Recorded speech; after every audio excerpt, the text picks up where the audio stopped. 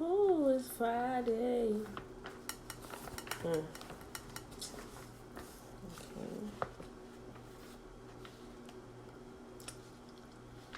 Beautiful people. Top of the day, boo. Let's see. Got going on, chill. Oh, this real short today. I mean, it's short. Okay.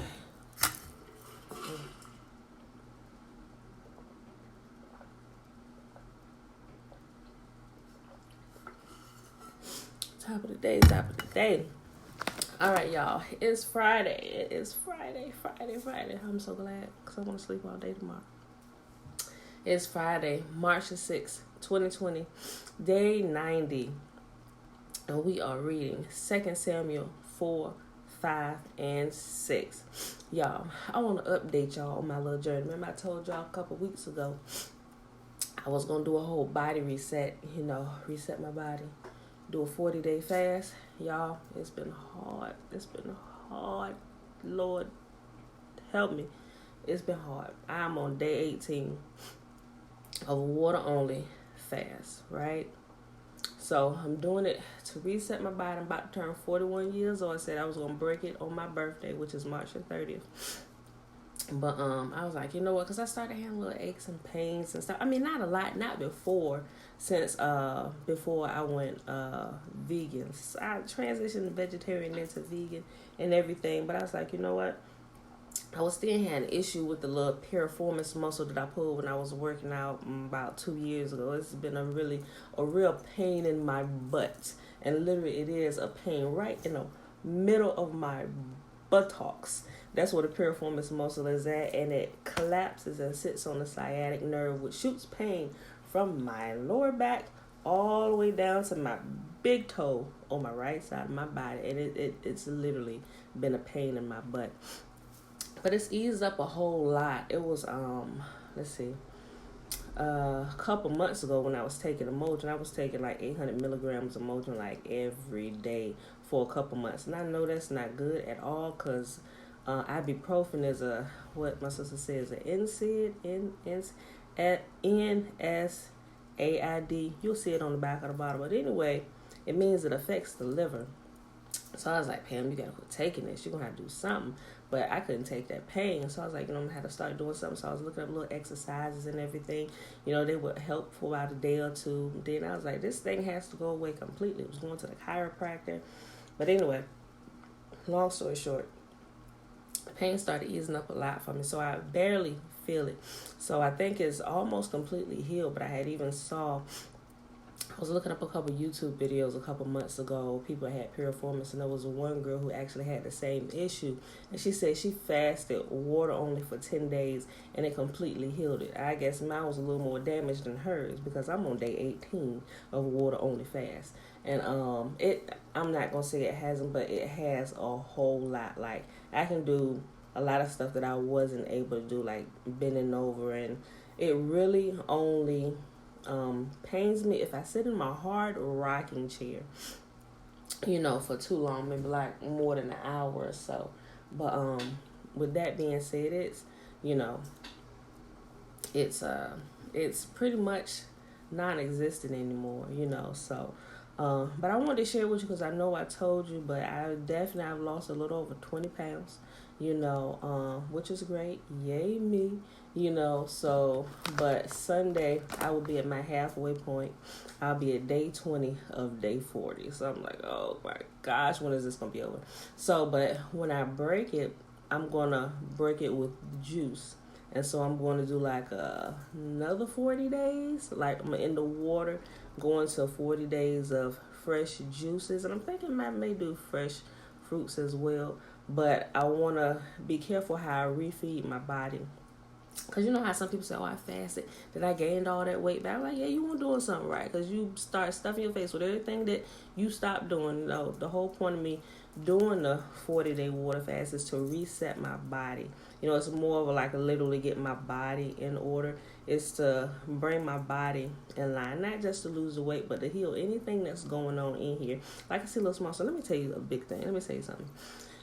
I'm gonna have to be real careful because I ain't trying to have no more kids. I haven't had a cycle in a few years, right? Because I've been getting birth control, right? I'm getting a double shot. I got like 17 kids now, seriously. I have 6 children, and the youngest one is 3, so, but I had been thinking about it. I was like, when I realized that water fasting makes you fertile, I'm like, holy crap. Because I still been getting a double shot. I mean, I haven't gotten it since I started the 4-day water fast. But what I realized is during this fast, my body pushes out toxins. And after, it's literally almost been 3 years, it returned my cycle to me. I'm like, on the 5th day. Not like the teens, on the 5th day, nature returned my cycle to me because it's pushing out the toxins. Like I can tell different things. Even I had like a little small breakout as you detoxify, your body start pushing out toxins in every place that it can. And your body, your skin is a big organ. So although I wasn't eating anything, it was pushing out toxins through my face. It wasn't like maybe like 3 or 4, But I've been journaling about what's been happening. Some other things that happen. I'm like, a little too personal to share up here. But I'm like, ooh, that's a good thing, So like women things, I'm like, oh. And it literally, it cleanses women parts and stuff too. So if you've ever done a water fast, a lengthy water fast, and you took note of what was happening with your body, it's very, very interesting to say the least. Okay, so with that being said, but y'all, I'm telling you, at this point, it's more of a mind thing than anything. It's the hunger has really, hunger pains coming. It's like, it stays maybe like 20-30 minutes, but then it goes away. But I learned how to tackle it. Just drink some water to wash it away, right? But I think the biggest issue now is because I still have to cook for my family. So I'm cooking all these meals and all these good smells and stuff. I'm like, oh my God, it's just more of a mind thing. I'm like, Pam, you're not going to taste that. So now when I'm cooking and I'm seasoning up stuff, I call one of the kids or my husband. I was like, taste this because I can't taste it. Let me know. Do I need to add more seasons or whatever? But James, he said, look, I don't know what you've been doing on this 40-day fast. He said, but everything has been seasoned perfectly. He said, you making all these good meals. He said, I'm about to tell you to stay on the fast. It was funny, so we did taco night last night. He said, girl, what you do to this meat? Yeah, I seasoned it up real good. I put some a rotel in it. The rotel is like chopped up tomatoes, chilies, and some of the other stuff. And they was tearing them tacos up, and I made like a little rice bowl with all the little toppings and stuff on it too. Sauteed onions and mushrooms and all that. So I'm just like, look, I don't know. I think I'm psyching myself out like I'm gonna eat it myself, and I want to make it extra good. So I'm making up all this good stuff and ain't eating that now bite of it, So I'm like, oh my gosh. So as soon as I finish cooking, I gotta go upstairs and close the door. And I'm like, Pam, are you addicted to food? It's food. I didn't realize how much food was a part of my life. Like, I was like, was I really eating to live? No. I said, was I really living just to eat? Or I definitely wasn't eating to live, because I was still eating. I was like a junk food vegan, yeah. But I was like, but most of my day, I spend a lot of my time in the kitchen cooking because I have a big family. They're like always hungry, so, but I'm like, oh my gosh, so you get a lot of extra time when you're not eating, so spend some of that time meditating, reading, go taking a hot bath to get out the kitchen, just like, oh my gosh, like it's really, really been hard the first week. So, and after the hunger pretty much subsided, it's more like a mental thing because, you find yourself, you're reading, doing stuff, you just eat some, pop some chips or something like that. And you got to find another habit, because you're not putting anything about, even like popping popcorn. I had to catch myself quite a few times, almost getting ready to taste. I was like, oh, Pam, we're not going to waste this last 7 days we spent straight water. Like, I'm like on day 18, I was like, I am not going to waste these 18 days. I'm halfway to my 40. I'm going to go all the way. Some people think, girl, you still alive? Yes, I'm still alive. Let me tell you something. Your body, if you're carrying around a lot of excess weight, that's food stores. And your body knows it. So when it realizes ain't nothing coming in here, your body is going to go to the places where it stored all the extra fat, all the flab and all that stuff. Yes, that's food. Stored away food, and your body is going to eat it away. So I'm cool with that. I'm really cool with that. So my body can continue eating all this stored fat that it got everywhere, so I can go and live my best life. All right, so with that being said, y'all, just want to give y'all that quick update. I'm on day 18, nothing but water. Water only, so. And this right here, my water bottle, my best friend, gonna be my best friend for the next 22 days here. And even so after that, because I'm going to still be drinking water, I'm going to be doing fresh juices and stuff. So, with that being said, y'all, I'm good. I'm really good. The energy done kick back in and stuff, and I find that I have to make myself go to sleep because I got all this extra energy, because when your body goes in and do what it's designed to do, once you get over the tiredness and the sluggish and it starts operating, going in, working, doing this with it, healing and eating up stuff that shouldn't be there, it produces energy, like a natural energy out of that stuff. And it's just like, some people think they just be laying down dead on the couch or something. No, it's not. You can't listen to people. You got to try it yourself, So, and that's the way y'all created us. Our bodies are amazing. People go on water fast and heal pretty much everything. Everybody come off of all of their medicines because they give their digestive tracts a break and let the body begin to do what it was designed to do. But here in the Western culture, we eat 6 small meals a day. This, all did it. No. If you learn about the body, when you eat, there should be a period of at least 8 hours from the next time you eat something, so your body can properly digest it and move it through your system. And then if you're putting everything in your body that your body can't really assimilate, don't know what to do with it, but push it out or store it somewhere, you're doing a lot of harm to your body. You got high blood pressure, diabetes, no matter what you got, water fasting will cure you of just about anything. And most diseases come from this right here, putting stuff in your mouth, and all of that can be cured by water fasting. So, with that being said, y'all, let me go ahead and do my reading for the day, because we got to get out of here. I got to drive up to Richmond today for a meeting. All right, so 2 Samuel 4, 5, and 6. And when Saul's son heard that Abner was dead in Hebron, his hands were feeble, and all the Israelites were troubled. And Saul's son had 2 men that were captains of the band, and the name of one was Benaiah, and the name of the other was Rechab, the sons of Rimmon, of Bithraite, of the children of Benjamin. For Beeroth also was reckoned to Benjamin, and Beeroth and the Beerothites fled to Gittim, and were sojourners there unto this day. And Jonathan, Saul's son, had a son that was lame on his feet. He was 5 years old when okay.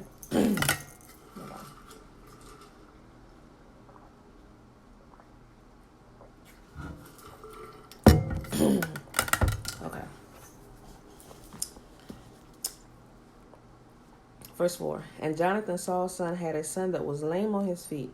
He was 5 years old when the tidings came of Saul and Jonathan out of Jezreel. And his nurse took him up and fled. And it came to pass, as she made haste to flee, that he fell and became lame. And his name was Mephibosheth.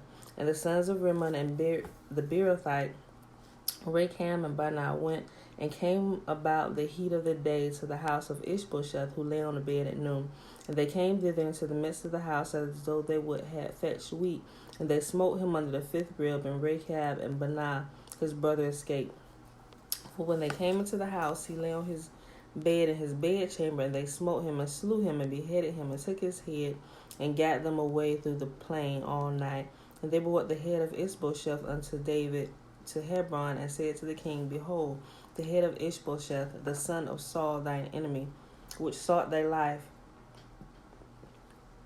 and Yahuwah hath avenged my lord the king this day of Saul and of his seed. And David answered Rechab and Baanah his brother, the sons of Rimmon and the Beerothite, and said unto them, As Yahuwah liveth, who hath redeemed my soul out of all adversary, when one told me, saying, Behold, Saul is dead, thinking they have brought good tidings, I took hold to him and slew him in Ziklag, who thought that I would have given him a reward for his tidings.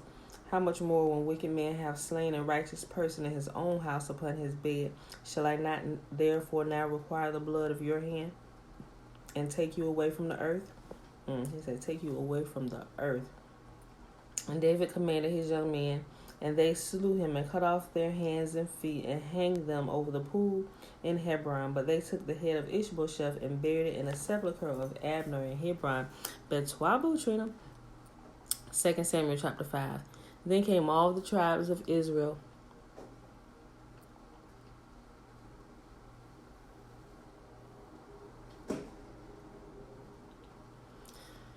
Then came all the tribes of Israel to David unto Hebron, and spake, saying, Behold, we are thy bone and thy flesh. Also in past times, when Saul was king over us, thou wast he that leddest out and boardest in Israel. And Yahuwah said to thee, Thou shalt feed my people Israel, and thou shalt be a captain over Israel.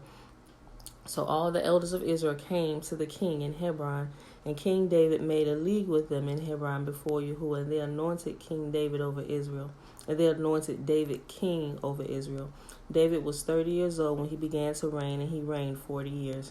In Hebron he reigned over Judah 7 years and 6 months, and in Jerusalem he reigned 30 years over all of Israel and Judah. And the king and his men went to Jerusalem unto the Jebusites, the inhabitants of the land, which spake unto David, saying, Except thou take away the blind and the lame, thou shalt not come in hither, thinking David cannot come in hither. Nevertheless, David took the stronghold of Zion. The same is the city of David. And David said on this day, Whosoever getteth up to the gutter, and smiteth the Jebusites, the lame and the blind, that are hated of David's soul, he shall be chief and captain. Wherefore they said, The blind and the lame shall not come into thy house. So David dwelt in the fort, and called it in the city of David. And David built round about them from Milo and inward. And David went on and grew great, and Yahuwah, the God of hosts, was with him. And Hiram, king of Tyre, sent messengers to David, and cedar trees, and carpenters, and masons, and they built David a house. And David perceived that Yahuwah had established him king over Israel, and that he had exalted his kingdom for his people Israel's sake. And David took him more concubines and wives out of Jerusalem, after he was come from Hebron, and there were yet sons and daughters born to David. And these be the names of those that were born unto him in Jerusalem: Shammua, Shobab, and Nathan, and Solomon. Ibhar also, and Elishahu, and Nepheg, and Japhiah, and Elishama, and Eliada, and Eliaphilet. But when the Philistines heard that they had anointed David king over Israel, all the Philistines came up to seek David, and David heard of it and went down to the hold. And the Philistines also came and spread themselves in the valley of Rephaim. And David inquired of Yahuwah, saying, Shall I go up to the Philistines without deliver them into my hand? And Yahuwah said unto David, Go up, for I will doubtless deliver the Philistines into thy hand. And David came to Baal Perazim, and David smote them there, and said, Yahuwah hath broken forth upon my enemies before me, as the breach of the waters. Therefore he called the name of that place Baal Perazim, and there they left their images.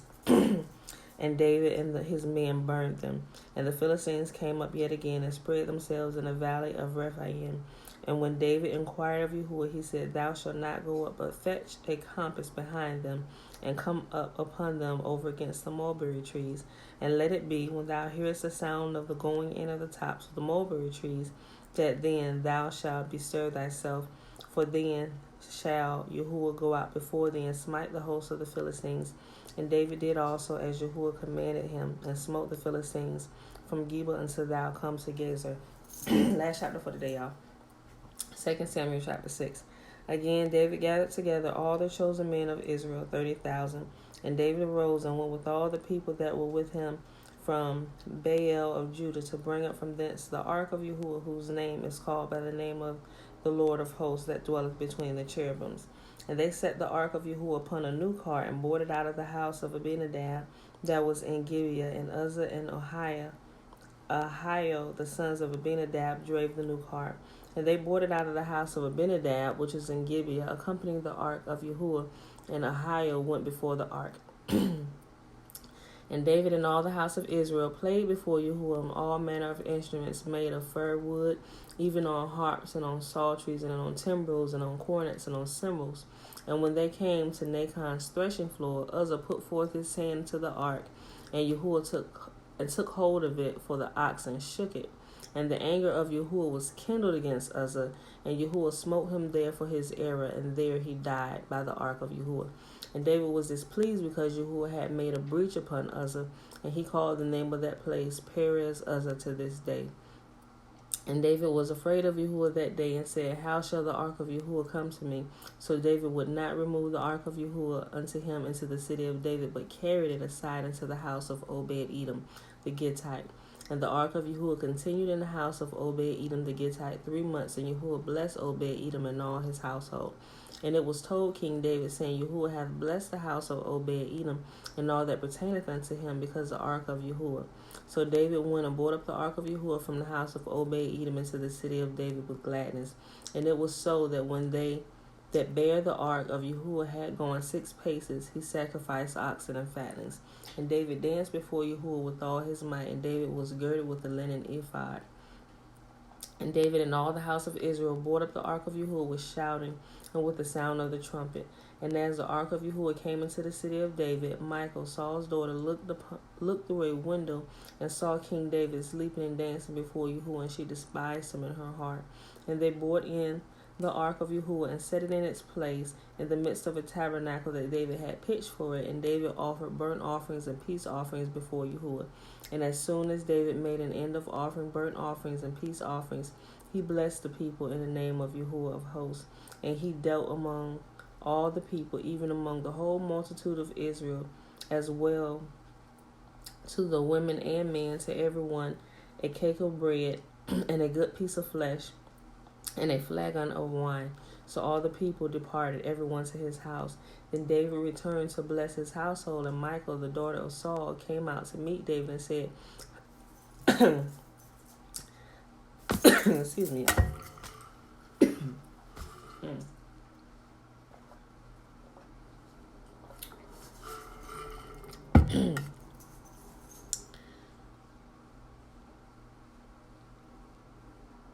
Hold on. Oh, and said, How glorious was the king of Israel today, who uncovered himself in the eyes of the handmaids of his servants, as one of the vain fellows shamelessly uncovered himself. And David said unto Michal, It was before Yahuwah, which chose me before thy father and before all his house, to appoint me ruler over the people of Yahuwah, over Israel. Therefore I will play before Yahuwah. And I will yet be more vile than thus, and will be base in my own sight. And of the maidservant which thou hast spoken of them shall I be had in honor. Therefore Michal, the daughter of Saul, had no child until the day of her death. And that, my beautiful people, is our reading for today. We read 2 Samuel 4, 5, and 6. It is Friday, the day of preparation for the Sabbath day. It is March the 6th, 2020, day 90. All right, y'all, with that being said, I'm about to go ahead and bless you and get on up out of you. Got to go to Richmond today. All right, and if y'all came in late, you didn't see it from the beginning, I was telling y'all about my little fasting journey. I'm on day 18 of my water-only fast of resetting my body to its proper place where she should be, right? All right, so go back, listen to my little story, what's been happening to me over the last 18 days. I'm halfway there, y'all. Sunday, I'll be halfway, 20 days, and now it's all downhill from there, so halfway there, 20 days, all the way to 40. The 40th day, I'm gonna break it on my birthday. The 40 days actually ends March 28th. My birthday is March the 30th. But I was like, why not go the extra 2 days, But then I was like, I don't know. So either I'm going to break it on March 28th, the actual 40, or I may just go to my birthday, the extra 2 days. It just depends on how I'm feeling, So I've been saying I'm going to just break it on my birthday. So technically, I'm going to do 42 days of water only fast. So I'll let you know when we get there what I decide. All right, y'all. With that being said, may Yahuwah bless us and keep us. May Yahuwah make his face to shine upon us and be gracious unto us. May Yahuwah lift up his countenance upon us and give us his peace. All right, y'all. I love y'all. And I will see you Sunday morning on my 20th day, water only fasting. Peace. All right, y'all.